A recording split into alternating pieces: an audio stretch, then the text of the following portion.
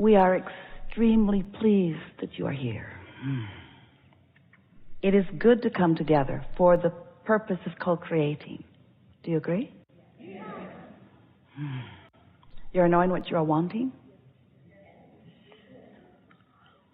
Are you enjoying the expansion of your personal desire? That's a good thing. Because if you are enjoying your own desire, that means that your beliefs are somewhere in the vicinity of them.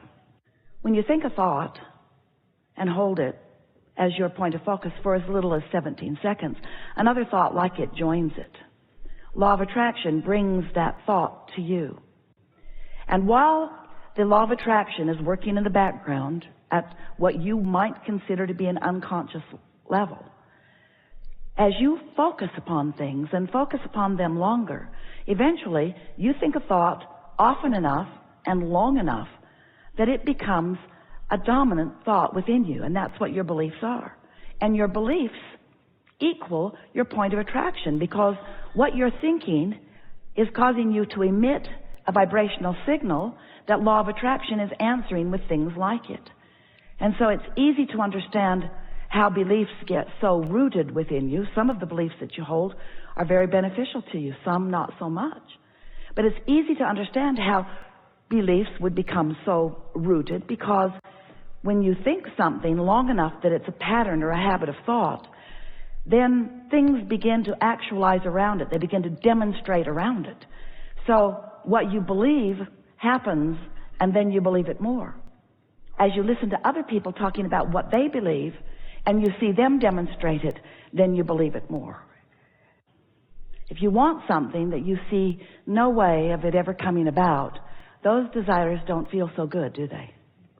That feeling of doubt or insecurity is unpleasant. And that's what happens when you have contradictory thought going on within you. I want this, but it can never be. Painful and untrue. Painful because it's untrue. Esther argued with us in the early days of our interaction. She would say, Abraham, it's true.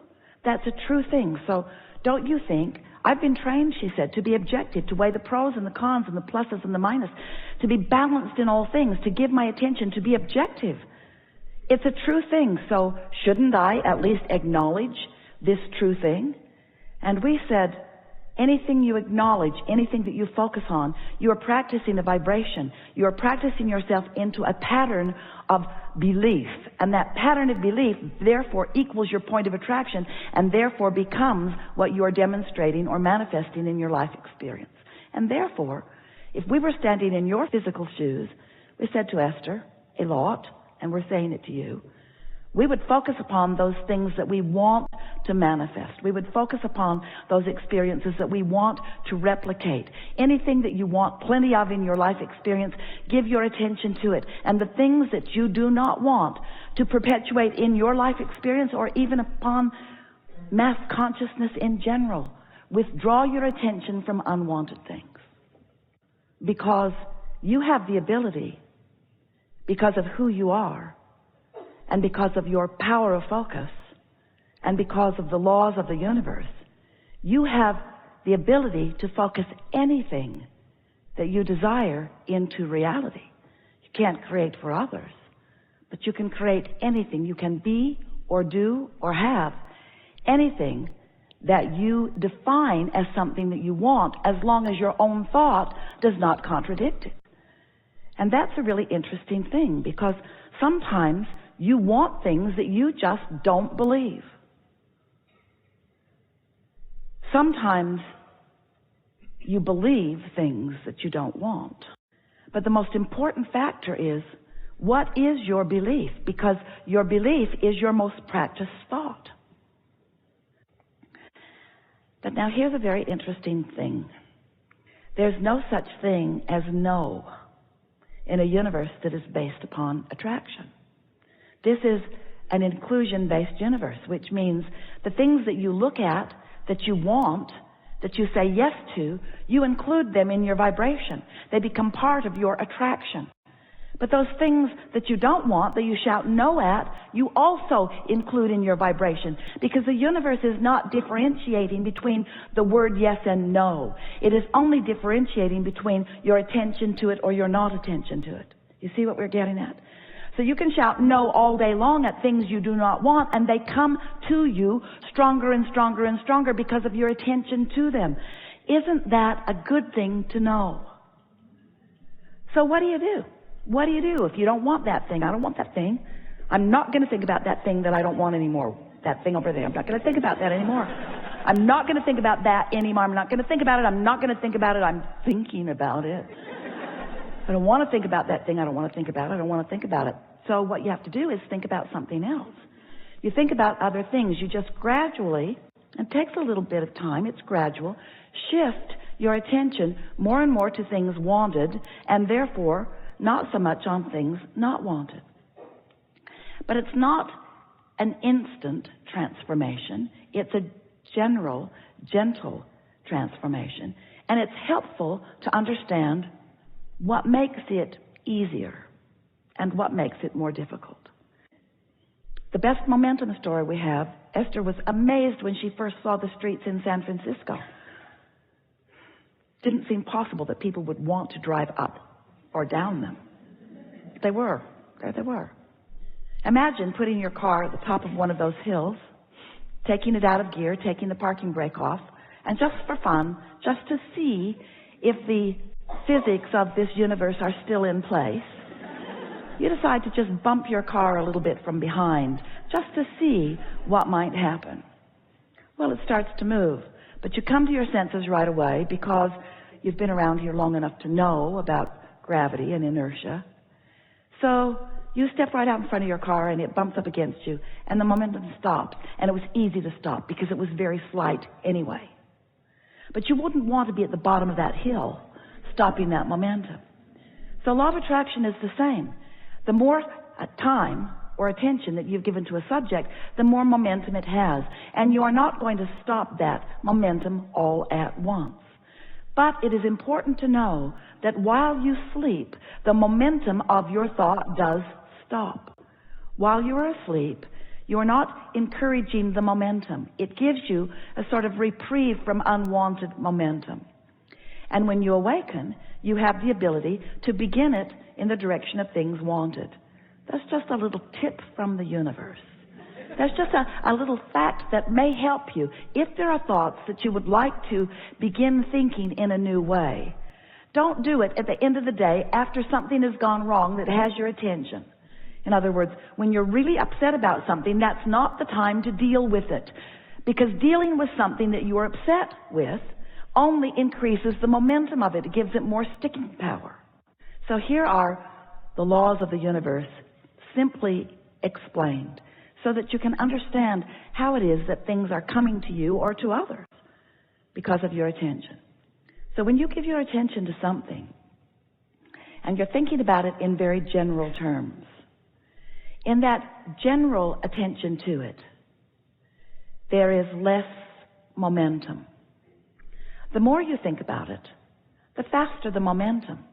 So when you've given your attention to something, your undivided attention to something, and you've given your attention longer and longer, law of attraction just fills in more and more details for you. And the more detailed a subject becomes, then the stronger your point of attraction is. The more general you are, the less.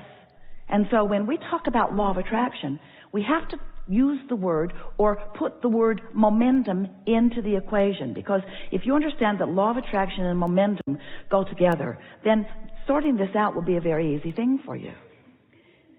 So there are two things you can do to slow momentum, many more than that really, but two things that really work well. One is go to sleep. That stops momentum. Don't sleep all day, just occasionally. And the other is you can meditate. When you meditate, you quiet your mind. When you quiet your mind, you stop thought. When you stop thought, you stop momentum. Gives you an opportunity to come into alignment with who you are. And there is one more very important thing that we want to say to you. You are source energy in these physical bodies. Do you know that? There is a trajectory, there is a momentum of well-being that is very powerful, that without knowing it, you've been practicing hindering with contradictory thought. So when you meditate, what happens is you quiet your mind, and your natural trajectory, your natural momentum then can have more effect in your experience. It's like, imagine a cork bobbing on the surface of the water. That's pure positive energy. That's absence of resistance in this analogy. Now, you can hold that cork under the water. I don't have enough money, or I'm really mad at that guy, or that person did something inappropriate, or I don't like the way you spoke to me, or I don't like the way that came down, or I don't like what's happening in government, or I don't like what's happening, or I don't like what my children are doing, or. You can hold that cork under the water in disapproval of something, in negative attention to something. But when you are distracted from that subject, like in slumber, or meditation, or appreciation, you let go of the cork and it bobs right back to the surface where you naturally belong. Some of you have been listening to us for a while, yes? And you've been hearing us talking about law of attraction and how powerful it is and how there's no exclusion. And even though there's a war against drugs and a war against cancer and a war against teenage pregnancy and a war against and a war against and a war against, a war against poverty, a war against, the war against terrorism, a war against, all of those things are just getting bigger and bigger and bigger and bigger. Not one of those wars against anything is making anything smaller, because there is no exclusion. You cannot push it away. You only bring more of it to you, you see. And so the key to the happily ever after that you're wanting, the key is to clean up your focus. But you can't just all of a sudden stop thinking something that you've been thinking, because law of attraction is bringing thoughts to you like the ones that are most active. So you've got to find ways of deactivating what you don't want by going general, and activating more and more what you do want, becoming more and more specific. You see what we're getting at?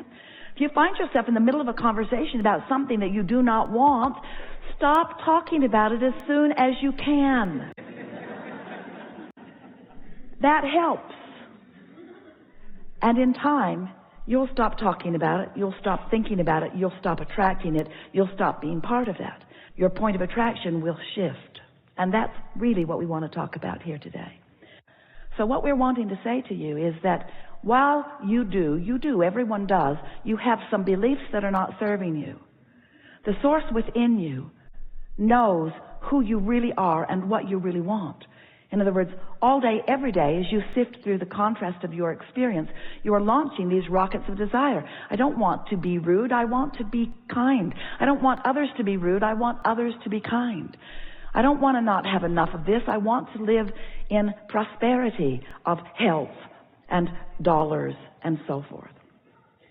So as you've been launching these rockets of desire, these vibrations have emanated from you and have added to this vortex of creation that you were when you were born, that pure positive energy, all-knowing, powerful, worthy being that you are.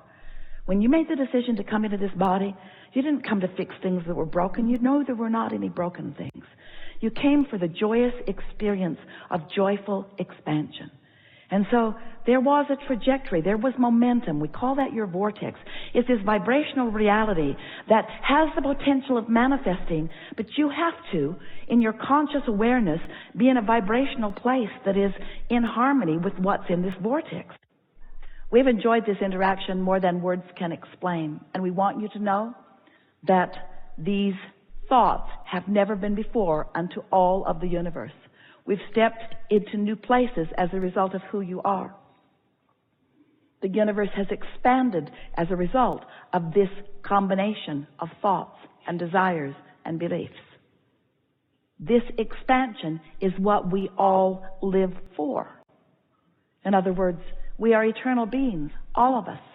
We will never cease to be. And since we never cease to be, there's no place we're trying to get. All of that we think we're going to, you especially in your human form, is because you think you will feel better in getting there.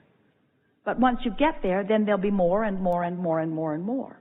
And so what we want you to leave this gathering really feeling, and you're in a place where you can get it easily, is that in all of all that is, there only is and only ever has been and only ever will be right here,